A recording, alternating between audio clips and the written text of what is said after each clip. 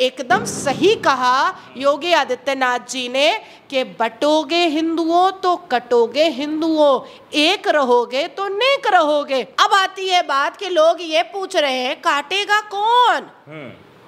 वही काटेगा जिसने कश्मीर में कश्मीरी पंडितों को काटा था, वही काटेगा जिसने महाराष्ट्र बॉम्बे में जा करके धाए धाए गोलियां चलाई थी ताज होटल ताज पर, वही काटेगा जिसने राम गोपाल मिश्रा के छाती पर 35 गोलियां दाग दी, वही काटेगा जिसने कन्हैया को काटा था, वही काटेगा जिसने कमलेश को मारा था, वही काटेगा जिसने श्रद्धा की बोटियां करके फ्रिज में डाला था, वही काटेगा जो मुझे अलीपुर कोर्ट में पश्चिम बंगाल में जलाने और काटने आया था। तो यहाँ तो काटा काटी तो चला ही है हमेशा। तलवार निकालो सलवार पहनाओ, तलवार निकालो सलवार उतारो, यही तो चला है।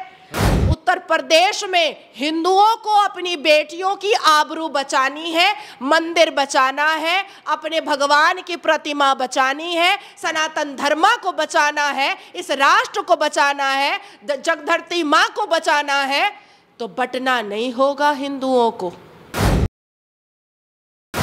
अब मेरा एक और सवाल है विपक्षी दलों के सभी नेताओं से। सवाल ये है कि बटे हुए तो मुसलमान 72 फिरका में हैं और 58 कास्ट में हैं, पर चिल्लाते तो है ना कि हम 25 करोड़ की आबादी हैं। तो अगर हिंदू अलग अलग धर्मों में बटे हैं, लेकिन एक सनातनी अगर अपने आप को कहना स्टार्ट कर दे तो खुजली क्यों मची है? विपक्षी दलों को डर लग रहा है क्या? 10% वोट मुसलमानों का लेकर के डिंपल भाभी को अखिलेश यादव मुख्यमंत्री नहीं बना पाएंगे क्या?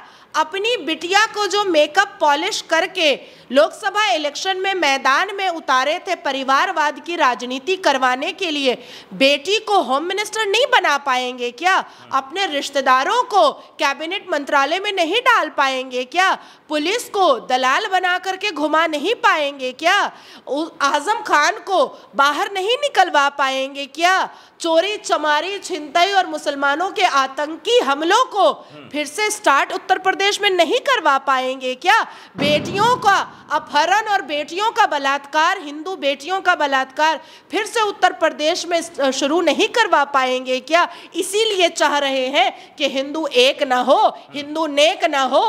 अगर हिंदू बटेगा तो कटेगा, ये हिंदुओं को भी याद रखना पड़ेगा।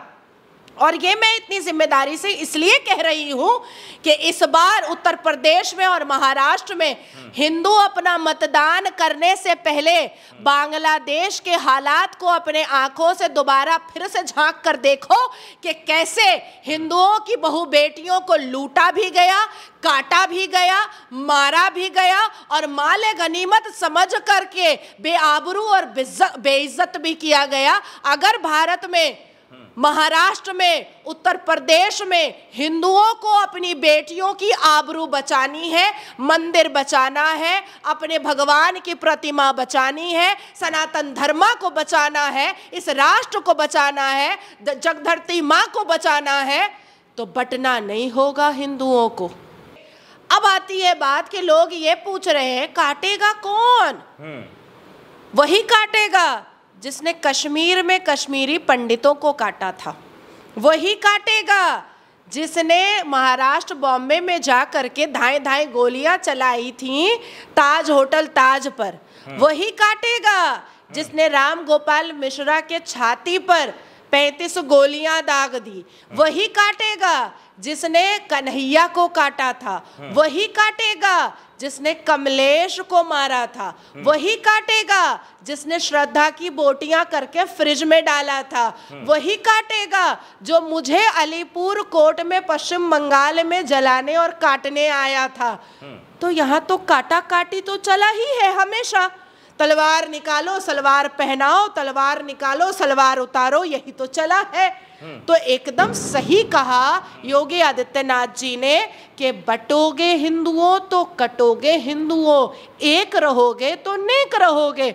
जो विरोधी दल है भाजपा के और उस विरोधी दल के साथ साथ कुछ ऐसे लोग भी हैं जो कह रहे हैं कि ये बांटने काटने की राजनीति तो भाजपा की बहुत पुरानी है। ये लोग तो चाहते हैं कि लोग बटें और यही लोग काटते भी हैं और जनता को डराने की कोशिश करते हैं। ये लोग अंग्रेजों की राह पे चल रहे हैं कि जनता में फूट डालो और फिर शासन करो, डराओ, लोग डर जाएंगे कि हिंदू को काट देगा, हिंदू को काट देगा और डरा करके वोट ले लेगा। आपको नहीं लगता है कि भाजपा जिस तरीके से इस स्लोगन का प्रचार कर रही है, आरएसएस ने भी अपना मुहर लगा दिया, तो अब आरएसएस और भाजपा सब मिल करके जो है ये पूरे देश भर में फैला रहा है। आपने अभी क्या कहा कि विपक्षी दल के नेताओं का कहना है कि भाजपा काटती है। हाँ, ये उनकी नीति में आया है। जिन्ना किसका दोस्त था? नेहरू का।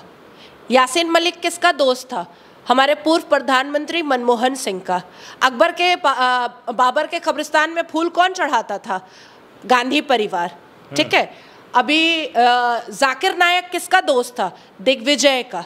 महाराष्ट्र चलते हैं। ठीक है। ये शरद पवार किसकी दोस्ती में था? दाऊद इब्राहिम की। ये नवाब मलिक किसकी दोस्ती में था? दाऊद इब्राहिम की। ये संजय रावत किसकी दोस्ती में था? दाऊद इब्राहिम के। ये आजम खान किसके दोस्ती में था? दाऊद इब्राहिम के। तो आप मुझे बता रहे हैं किसके बारे में?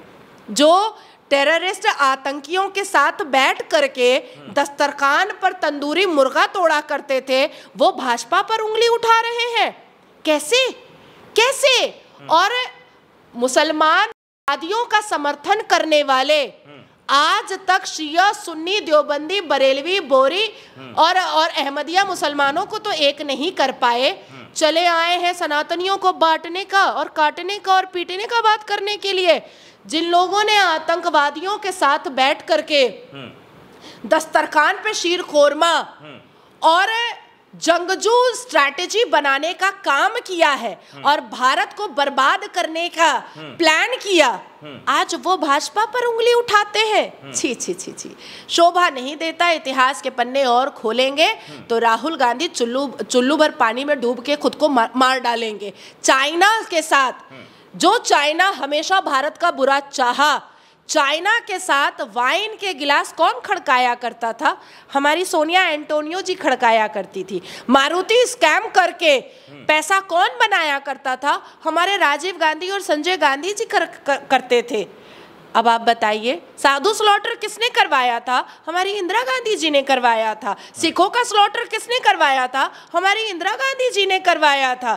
तो ये लोग जो आपातकाल की रानी और आपातकाल की रानी के जो परिवार और उसके दल्ले और उसके चमचे और उसके इल्लू पिल्लू जो सोच रहे हैं कि वो भाजपा पर सवाल उठाएंगे और भाजपा पर उंगली उठाने से भारत के सनातनी कन्विंस हो जाएंगे, अब नहीं। अब तो हर एक सनातनी हर हर महादेव और जय जगन्नाथ बोलेगा और जा करके भाजपा को मतदान करेगा। अच्छा नाजिया जी, जिस तरीके से अभी योगी आदित्यनाथ ने जब बयान दिया था तो उसका रिजल्ट भी दिखा आपको हरियाणा में। अब हरियाणा के में जब रिजल्ट आ गया तो उसी नारे पे, उसी स्लोगन पे आरएसएस ने मुहर लगा दिया। तो आप तो चूंकि भाजपा में हैं, आपको क्या लगता है कि आरएसएस ने योगी आदित्यनाथ पे मुहर लगाया है, उस स्लोगन पे मुहर लगाया है, ये दिखाने के लिए कि अब भाजपा में भी योगी आदित्यनाथ से बड़ा प्रचारक हिंदुत्व के लिए मोदी जी नहीं है या फिर बाकी कोई भी नहीं है, सबसे अव्वल दर्जे में योगी जी हैं? देखिए, ये विपक्षी दल एक दूसरे में लड़ाने की राजनीति करने का षड्यंत्र खेल रहे हैं। इनकी राजनीति आप जा करके पश्चिम बंगाल में देखिए, कांग्रेस ममता को गाली देता है, ममता कांग्रेस को गाली देती है। लेफ्ट फ्रंट ममता को गाली देता है, ममता लेफ्ट फ्रंट को गाली देती है। आप पंजाब में जा करके देखिए, आम आदमी पार्टी जो है वो कांग्रेस को गाली देता है, कांग्रेस आम आदमी पार्टी को गाली देता है। आप महाराष्ट्र में जा करके देखिए, शरद पवार जो है और उद्धव ठाकरे, वो कांग्रेस को गाली देता है, कांग्रेस उन दोनों को गाली देती है। आप अभी जम्मू एंड कश्मीर में देखिए, दोनों ने आपस में मिल करके इलेक्शन फाइट किया जम्मू एंड कश्मीर में।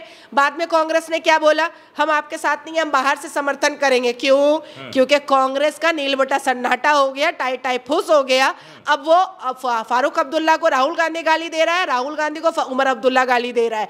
तो ये आपस में जो अंदर में जो सौतन वाला खेल खेलते हैं, वो वही चाह रहे हैं कि भाजपा भी आपस में लड़े।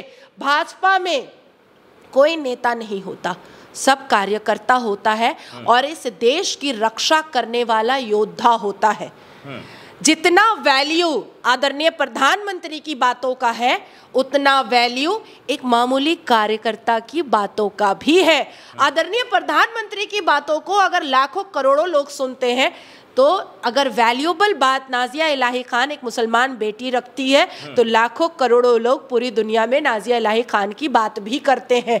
हम भारतीय जनता पार्टी में कोई नेता नहीं है, हम सब कार्यकर्ता हैं, हम सब इस देश के नागरिक के लिए चौकीदार बनकर बैठे हैं। सबके साथ, सबके विकास के साथ, सबके प्रयास के साथ, सबके विश्वास के साथ इस देश को दोबारा अखंड भारत बनाने के लिए बैठे हैं, इस देश को हिंदू राष्ट्र बनाने के लिए बैठे हैं।